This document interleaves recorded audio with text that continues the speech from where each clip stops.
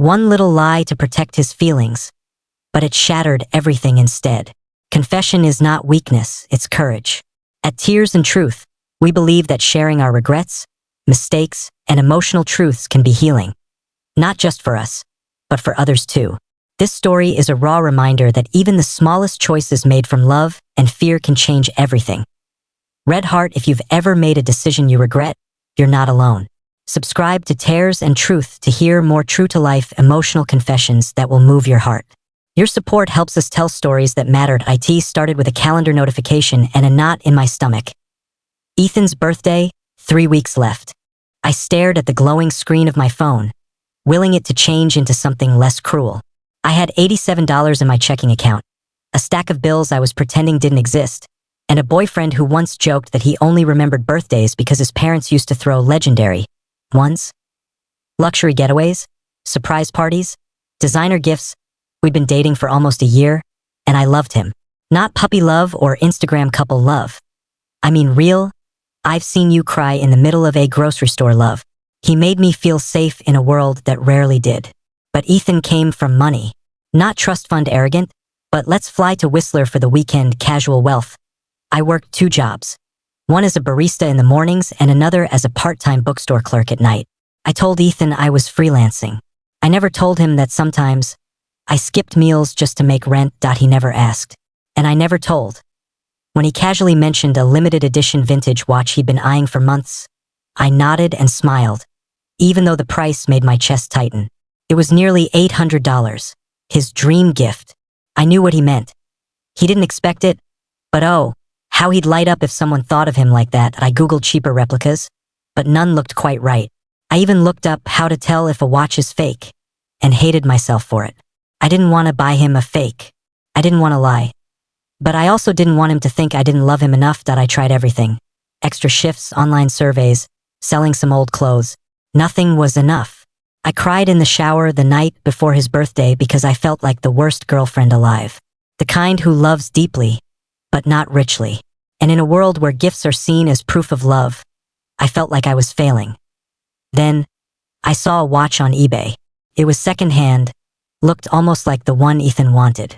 $110. Still out of reach, but closer. I messaged the seller, begged for a discount. They said $95. I borrowed $20 from a coworker and bought it. Arrived 2 days later. It was light, a little scratched, but good enough from afar that I wrapped it in a velvet box and attached a little note. For the man who makes time stop. Happy birthday, my love. When I handed it to him, he gasped. Is this? How did you? I smiled, lied. I saved up. For months. He kissed me like I'd hung the moon. I swallowed the guilt like poison. But I didn't know the lie would keep growing, or that it would eventually cost me the very person I was trying to keep. After Ethan opened the watch, the look on his face made every sleepless night feel almost worth it. He turned it over in his hands, admiring the detailing like a little kid with his first real toy. This is the exact one, he whispered, voice caught between awe and emotion. I don't even know what to say. I smiled, nodding like my heart wasn't pounding. He hugged me tight. You must have spent a fortune. And there it was again. The lie? I just planned ahead, I said, forcing the cheer into my voice. It was worth it. He wore that watch every day, showing it off to his friends, telling everyone how his girlfriend was next level thoughtful. The more people admired it, the worse I felt. I told myself the lie was harmless. It wasn't like I said I bought it new. I didn't claim I spent hundreds. I let him assume. But each time he called me incredible, it chipped away at something in me. A week later, his sister Julia visited from Melbourne. She was the type of woman who could make you feel underdressed even in pajamas. Confident, assertive, and suspicious of me from the beginning. Over dinner, Ethan showed her the watch. You know how much I've wanted this one, right? He said. Can you believe she got it for me? Julia narrowed her eyes, then smiled tightly. Impressive. Where did you find it? Ava. I blinked. A collector online. Oh, she said, reaching across the table to inspect it. Because I know someone in the vintage market. This looks slightly off. Did you get it from Chrono 24? I choked on my water. No, just someone local. Facebook Marketplace, I think. Julia gave a slow nod and sipped her wine, saying nothing more. But something in her expression lingered like a warning. Later that night, I caught her whispering to Ethan in the hallway. "She's nice, but you don't really know much about her," I heard her say. "You live in completely different worlds." "I know enough," Ethan replied, but quieter that I tiptoed away before I heard the rest. That night, I couldn't sleep. I kept thinking, if I told him the truth now, would he understand? Would he see the gift for what it was? A desperate, imperfect expression of love? Or would he feel betrayed? The following week, things started to unravel. Ethan called me on his way to work. "Hey babe, weird question, but where did you get that watch again?" I froze. "Why?" "Just curious," he said too casually. "One of the guys at work noticed the strap style was discontinued 3 years ago. That model wasn't supposed to have a leather strap." My stomach turned. Maybe it was modified? I didn't really check all the details. He paused. Okay, just wondering." But the tone had changed. The doubt had slipped in. That weekend, we were supposed to go to his friend's cabin in Lake Tahoe. A group getaway. He picked me up, quiet the whole drive. When we arrived, his friend Brandon greeted us. And of course, the watch came up again. "Man, that's a sick gift. Ava, you're a keeper?" Brandon said, clapping him on the back. "Yeah," Ethan replied, smiling weakly. "She's full of surprises." And for the first time, it didn't feel like a compliment. That night, when everyone else was laughing around the bonfire, Ethan pulled me aside. "Tell me the truth," he said. "Did you really get this from a collector?" I swallowed hard. "I did. Just not the kind you're thinking." His expression hardened. "So what, it's fake?" "No, it's real. Just secondhand. I didn't have the money, Ethan. I wanted you to feel special, and I thought if you knew." He held up a hand. "So you lied." "I was scared," I admitted. "I didn't want you to think I wasn't enough for you." He was silent for a long time. Then he whispered, "You didn't have to buy anything. I never asked for that." And just like that, everything I had done to hold him closer began pulling him away. After that night by the fire, something shifted between Ethan and me. He didn't yell. He didn't walk away. But he didn't hold my hand either. He didn't touch my waist when we passed each other in the cabin's narrow hallway. He didn't meet my eyes when we spoke. The silence between us wasn't loud. It was worse. It was careful that I kept replaying everything I could have done differently. I should have been honest. I should have just told him I couldn't afford it. But in my mind, that had always felt like failure. That I grew up in a single-parent home, where birthdays meant homemade cards and free museum passes. I learned early that love wasn't about money. But it was easy to forget that lesson when you fell in love with someone whose world spun on a different axis. The rest of the weekend was torture. Everyone else was enjoying lakeside barbecues and hikes. I stayed back in the cabin, pretending to nap, too drained to fake smiles. On the final day, as we packed, Ethan came over to where I was folding clothes. "I've been thinking," he began, voice low, "about how you must have felt when I talked about the watch." I looked up cautiously. "I didn't mean to pressure you," he said, "but I wish you had trusted me enough to be honest." I nodded. "I wanted to impress you. I didn't think you'd understand." "That's the thing," he replied. "I don't care about the watch. I cared that you felt the need to lie about it." I didn't know what to say. My throat tightened. "I know our lives are different, Ava," he continued, "but I thought we were past that. I didn't think it mattered." Tears welled up in my eyes. It didn't until it did. I just kept imagining you looking at me differently if I said I couldn't afford something.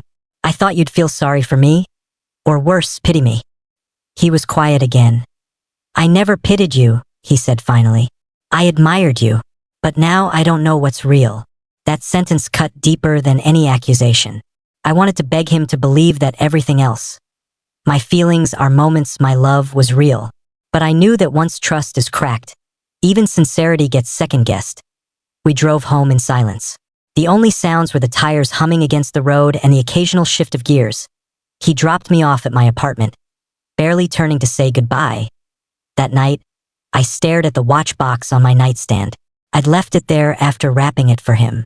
I opened it and stared at the empty velvet bed where the watch had rested. All that effort, all that guilt, all that love. Now it just felt like loss. The days that followed were gray. He didn't call. I didn't text. It was like we were both waiting to see who would blink first. A week later, I got a message. Ethan, can we talk? My heart jumped. Maybe this was the beginning of forgiveness. Maybe we could talk it out. Finally say everything that had been building. We met at the park near his place. He brought coffee. I brought hope, but the moment I saw him, I knew. I've been thinking a lot, he said. I care about you, deeply, but something's broken now. Not just the trust. Something else. I nodded, tears already stinging. I keep asking myself, he continued, what else you might have hidden to protect me, and I hate that I'm asking that. I hate that I even doubt you. I understand, I whispered. I don't want to, but I think we need space. Maybe we rushed this. And there it was, the quiet ending. No fight, no screaming, just heartbreak. I walked away before I fell apart. I made it to the corner before I started sobbing, the kind that makes your knees buckle. I had lost him. Not because I didn't love him, but because I didn't trust him with the truth. The days after the breakup blurred together like a smeared painting, colors of grief, regret, and silence all bleeding into one another. I didn't go out. I didn't answer texts. I deleted the dating apps I never even used. Even my work performance slipped. My manager at the bookstore noticed. Ava, she said one evening as I stacked newly arrived hardcovers. You're usually good at hiding sadness. Whatever this is, maybe don't hide it this time. Her words stayed with me. Because hiding, that's exactly what I'd been doing. From Ethan, from myself, from the world. And it wasn't just the watch. I'd been hiding my real financial situation, my exhaustion, the fact that I'd been scraping by paycheck to paycheck for years. I'd mastered the art of pretending I was fine. I told myself it was to protect others. From awkwardness, from discomfort, from feeling obligated. But really, it was to protect me. From judgment, from shame, from the look people get when they realize you're not who they assumed. A few nights later, I found myself revisiting every conversation I had with Ethan over the course of our relationship. Had he ever made me feel small because I wasn't wealthy? Had he judged me for working 2 jobs? Had he ever asked for anything other than honesty? No, he hadn't. The lie wasn't about the watch. The lie was about my fear of not being enough, and that fear, buried and unspoken, became the wedge that pushed us apart. So I did something I'd never done before. I wrote a letter, not to win him back, but to finally tell the truth. Not just the facts, but the feelings. Dear Ethan, I began. I never lied because I didn't love you. I lied because I did, and because I didn't believe someone like you could truly love someone like me, as I really am. I grew up learning that you only got things by being impressive, by working harder than everyone else, by hiding the parts that didn't shine. So when I couldn't afford your gift, I panicked. I thought if I showed you that I couldn't provide, you'd leave. But I see now, I left myself first. I left honesty behind in the name of pride. I left vulnerability behind in the name of survival. And in doing so, I lost the one person I never wanted to lose. I don't expect this letter to change things. I just want you to know that your love was never the problem. My fear was. And I'm working on that now. Not so I can win someone back, but so that next time, whoever it is, I can love without armor. Thank you for everything. You were good to me. I hope someday you'll remember that I tried. And that I grew. Ava. I mailed the letter the next morning. Not to his home, but to his office. No flowers. No plea to call me. Just the truth, sealed in an envelope. That night, I slept like I hadn't in months. For the first time in a long while, I didn't feel like I was pretending. 2 more weeks passed. Still nothing. No reply to my letter. No text. No knock at the door. At first, the silence felt unbearable. Like punishment. Like my world was missing color. But slowly, something inside me started to shift. I stopped checking my phone every hour. I stopped rehearsing what I'd say if he showed up. I even stopped imagining different endings to our story. Because the truth is, Tyler had every right to walk away. And I had every responsibility to face what I'd done. I started therapy. It wasn't something I thought I could afford, but I found a community clinic with a sliding scale. On my first visit, I cried so hard the counselor offered me water and extra tissues before I even finished my name. I told her everything. About the watch, the lie, the fear, the way I'd built my identity on being enough instead of just being honest. She said something that stuck with me. You don't have to earn love by proving you're worthy. You have to accept it by believing you already are. That sentence unraveled something in me. One afternoon, I went to the beach, the one Tyler and I used to visit. I sat on the rocks, watching the tide, and pulled the replica watch from my bag. I'd kept it all this time, not out of sentiment, but guilt that I held it in my hand, heavy and beautiful and broken. And then I stood up and threw it into the waves. It didn't feel like letting go of him. It felt like letting go of the part of me that thought love needed to be bought, earned, faked. The part that thought truth was optional in love. A few days later, I got a text. Tyler, got your letter. I've read it more than once. My chest tightened. Then, another message. Tyler, I don't hate you. I never did. I was just hurt and confused. But I think I understand you better now. I didn't know what to say, but I typed what felt real, me. I've been working on understanding myself better, too. We exchanged a few more texts that day. Light, kind, careful. He didn't ask to see me. I didn't ask for anything either. We just let our words float between us. Not as an attempt to fix, but as a quiet kind of forgiveness. A month later, I saw him at a mutual friend's birthday party. My heart thudded in my chest when I spotted him across the room. But when our eyes met, he smiled. We talked briefly. About work. About life. He said he'd started therapy too. I told him I'd gone back to school part-time. We laughed about how grown up we suddenly sounded. When the night ended, he hugged me. It wasn't full of longing or regret. It was warm, final, freeing. Sometimes we think the worst thing we can do in love is fight. But the truth is, the real heartbreak often happens in silence, when we don't say what we mean, when we let fear speak instead of honesty. I lost Tyler. Not because I wasn't good enough, but because I didn't believe I was. That was the lie underneath the lie. And now, I live with more truth in my life than ever before. Not because I've become perfect, but because I've learned that love, real love, isn't built on grand gestures. It's built on trust.